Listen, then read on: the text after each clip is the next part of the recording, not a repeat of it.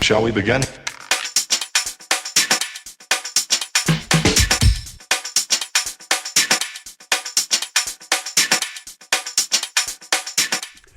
Hi there, boys and girls. Bob Kearns, the unsung photographer, and today we're going to look at Luminar, a little more in-depth review of this particular release, which is called Pluto, which is the second release I've had my hands on since I bought the software.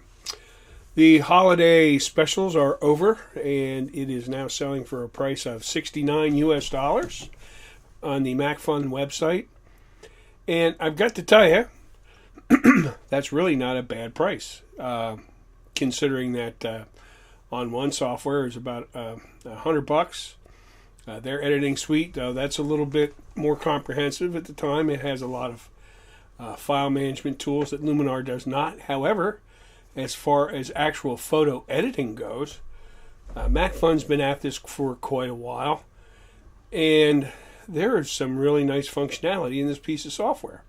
The other thing that they have is a very nice website, and they also have a very robust set of video tutorials. If I can just show those to you. Here we go. Luminar Pluto. That's the current release. And there's a little video in describing. But look at some of the videos here. If I go to all, there is a tremendous list of tutorials in here. So let's fire Luminar up. Cool icon, by the way. Luminar. And if I click load image, I will get a Finder window where I can poke around, or I can just drag and drop. What we're going to try and do here is, this is an original finished image I did with Lightroom and Photoshop. This is Nikki, stunning young model. And this is the original photograph. Something you can't do with the PC. Open a raw picture from the Explorer. And you can see it starts out a little awkward. But my intent was always to not use the whole frame. So we're going to take this and we're going to drop it in Luminar, drag it, drop it on the load image here. And off it goes, and we're just going to minimize this window so it's not here to distract us. And we're going to go in and work in Luminar.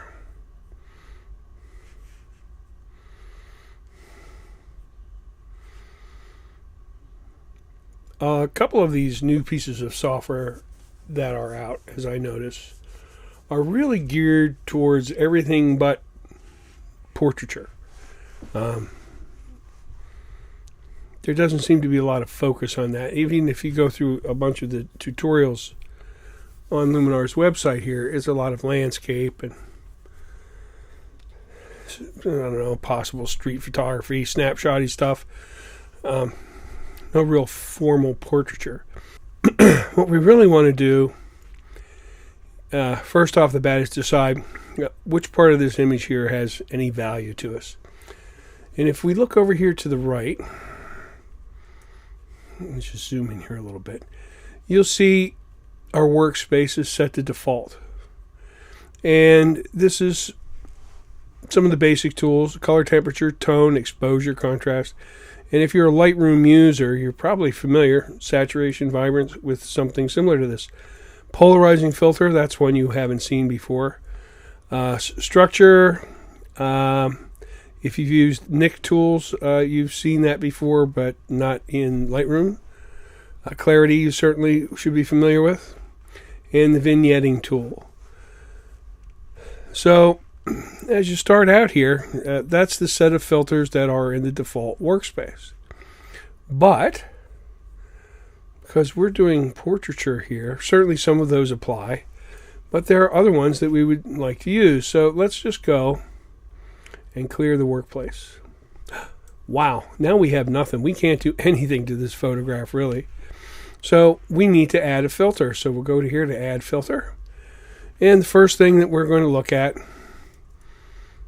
is we're going to build our own little workspace. So let's look here for exposure. So that's added to our workspace. Let's add another one.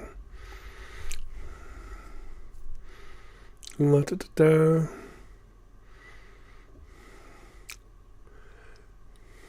there's no foliage. Highlights and shadows. It's an excellent retouching tool. Soft focus. Don't necessarily have to use all these, but these are good tools. Texture overlay we're going to add. I'm a texture overlay kind of guy.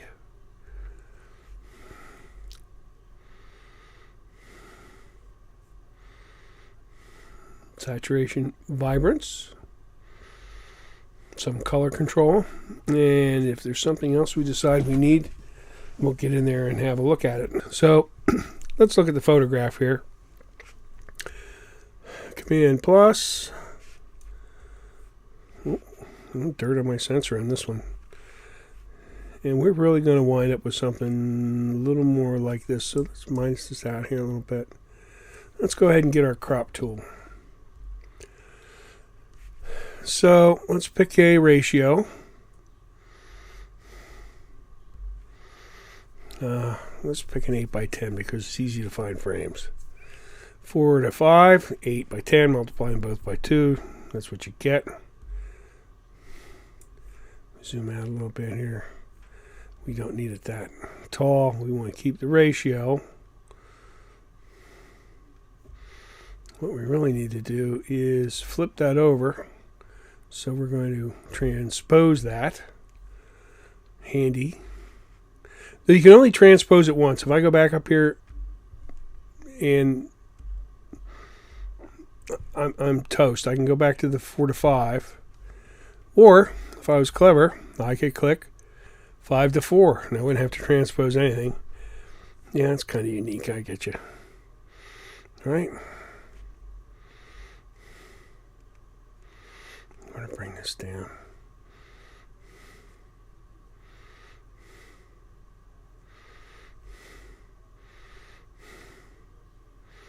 And we're going to go with something like that at Nikki.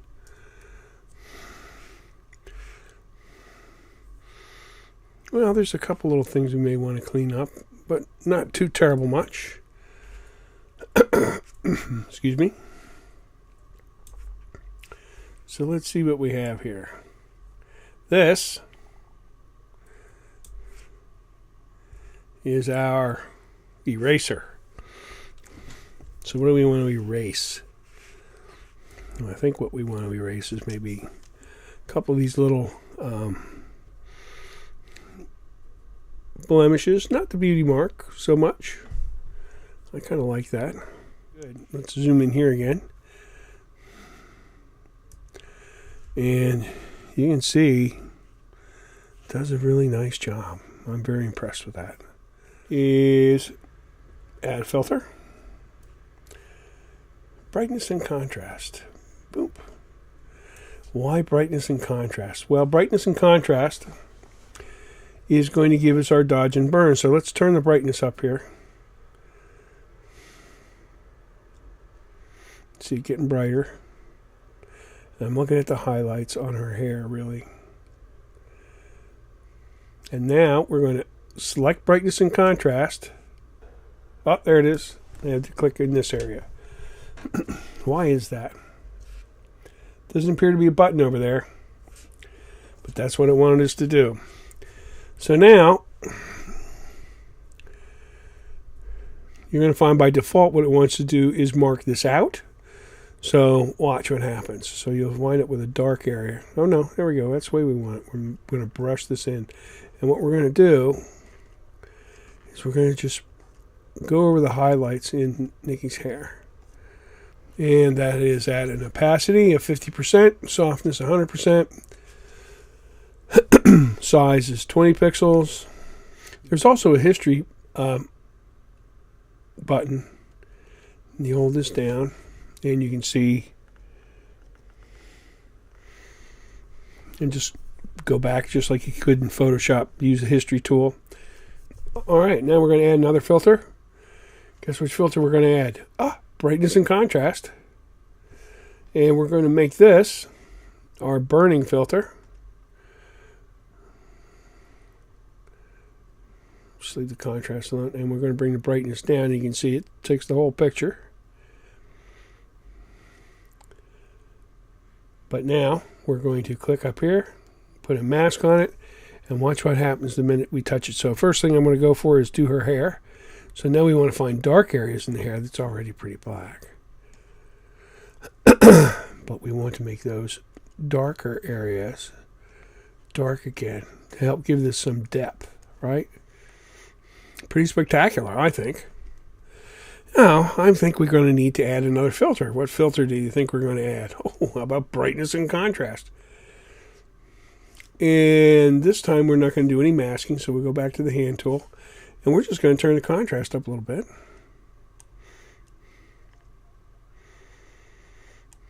And you can really see the impact of that. Pretty nice so far. I think we're doing a pretty good job. What else could we play with a little bit here? How about the color? Let's see, what do we have for color filters here? Again, let's keep it to the basics. Color balance, color contrast, clarity. Let's go to color balance. Let's see how that is. So we're going to take the color balance here, and we're going to increase the reds. That's what we're going to do. And I'm just looking at her lips and her rouge here, right?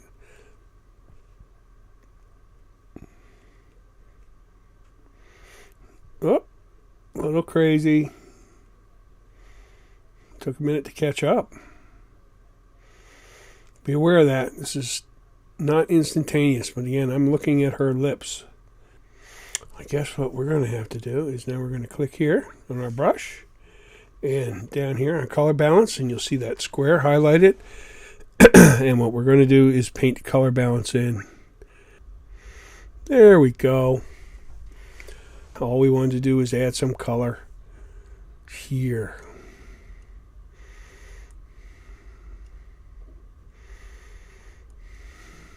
All right. Now we're going to slow this down. And we're just going to add a little color to her cheeks. That's my add color to cheek noise, by the way, in case you haven't figured that out. Pretty impressive. All right, let's do our before and after again. Have a quick look.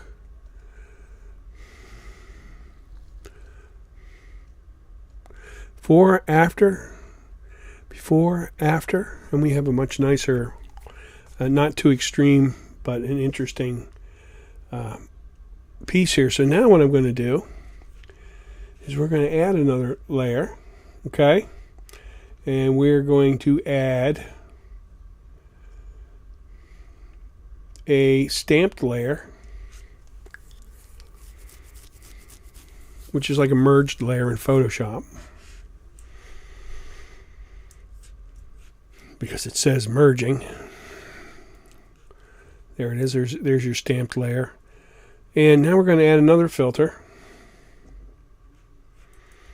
And this filter is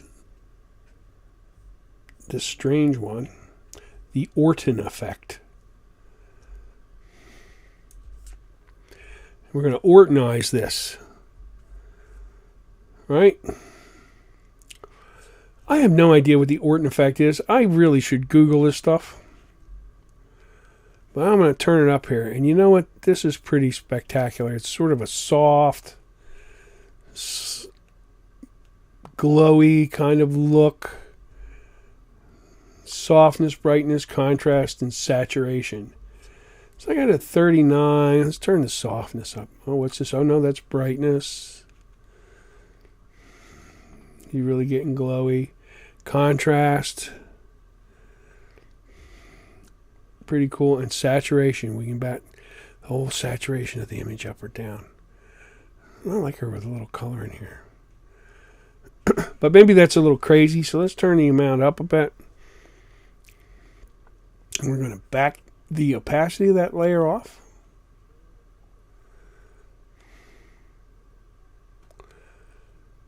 Just leave a little bit. And the other thing we're going to do is we're going to leave this layer highlighted. Perfect. And we are going to change the opacity. Did that.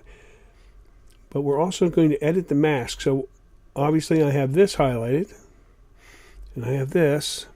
So what I want to do here is I want to invert this mask. And I just want to take a little bit off her face. My opacity is still around 29% there. So I'm just going to take it off her face a bit. So this is pretty cool so far. All right, we're going to add another filter. Nice.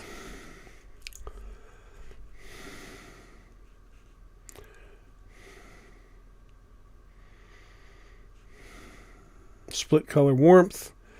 Texture overlay. Let's do a texture overlay.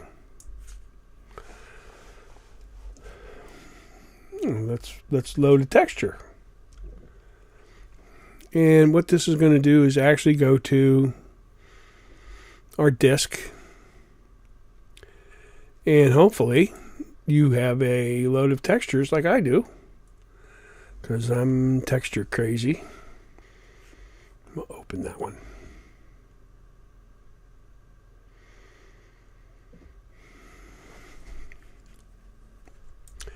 And what does it give us? It gives us here a zoom, a blend. I see absolutely. Oh, there we go. It took a while, didn't it? Wow, pretty impressive. Let's back that off about 100 yards. Just a little bit.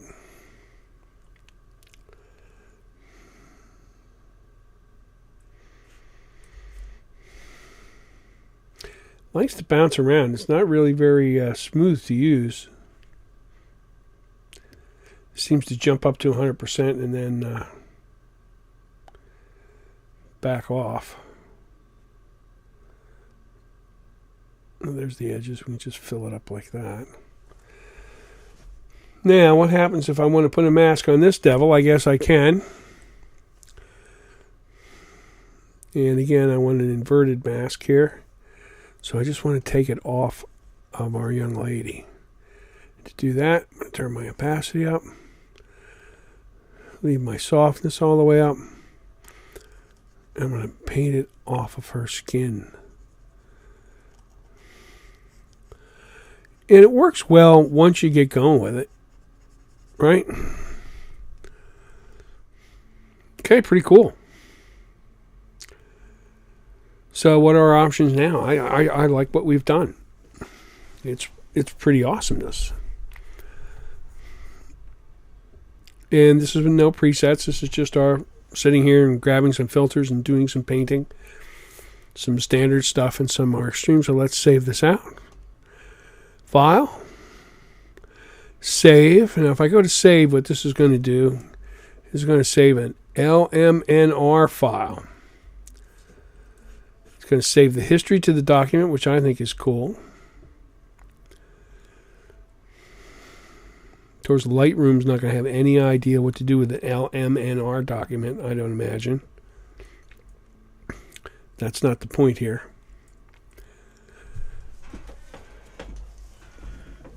Okay, and now we're going to do something else. We're going to export this.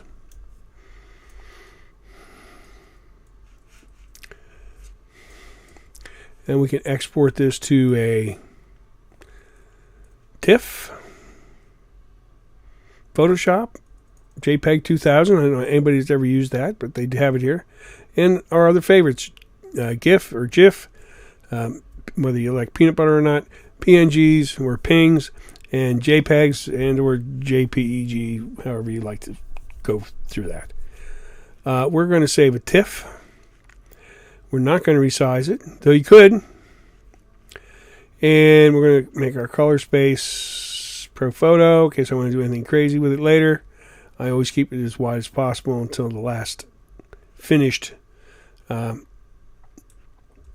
step of delivery, and LZW compressed TIFF file, and it's going to be called the same, anatomy capture, and it's a .tiff file, 0350, and I'm just going to modify this a little bit because edit, because I don't know if I have another TIFF with this name or not. So many editing programs, so many places to go.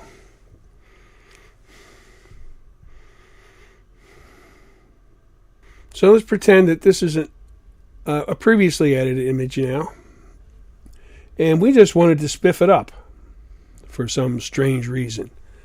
Well, down the bottom here, if you notice, you have a little circle that says basic, and what this is actually lists of presets which are kept in sets, and these sets are named. These were all provided when I bought the software. On some of them are standard, some of them are special, some of them are downloadable from the website.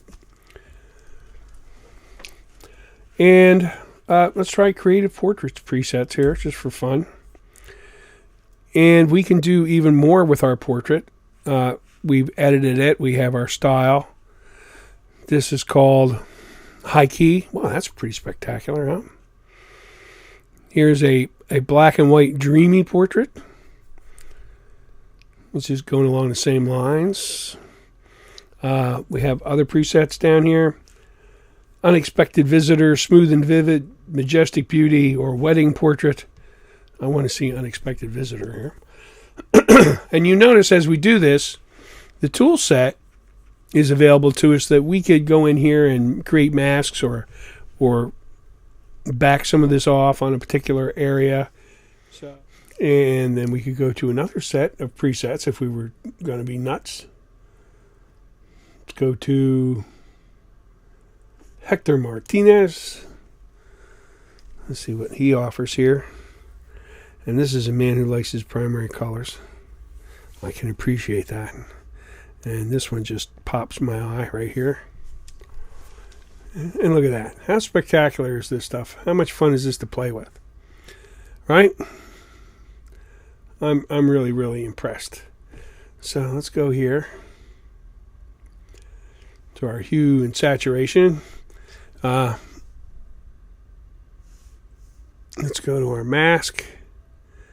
Invert our mask. So it's, no, we did that backwards yet again. And we just want to back this off her face. Just a little. Oh, that's pretty cool. So that's Luminar. There's lots of filters here to play with. The idea of masking either a layer or masking just the effects of a single filter means every tool in here is essentially an adjustment tool, similar to the limited set that you have in Lightroom. But again, that's limited. But look at how powerful this is. And let's quit out. I'm not going to save this again. And let's go back to the website for just a second, just to give you an idea here. Let's go back Luminar. This is $69. That's full price. Now you could wait for a sale, or I don't know. I'm sure there's some folks somewhere offering a discount. You usually are. But I'm pretty impressed. And I'm going to say that this is a piece of software I recommend you go out and get and play with. There is a demo, a trial download available for it, and it's spectacular. You can't beat this for that kind of money. It is really a nice piece of software. However, for Macintosh only at the present time. All right, boys and girls, take care. Remember, even if you're on the right path, You'll get run over if you just sit there. Thanks. See you later. Shall we begin?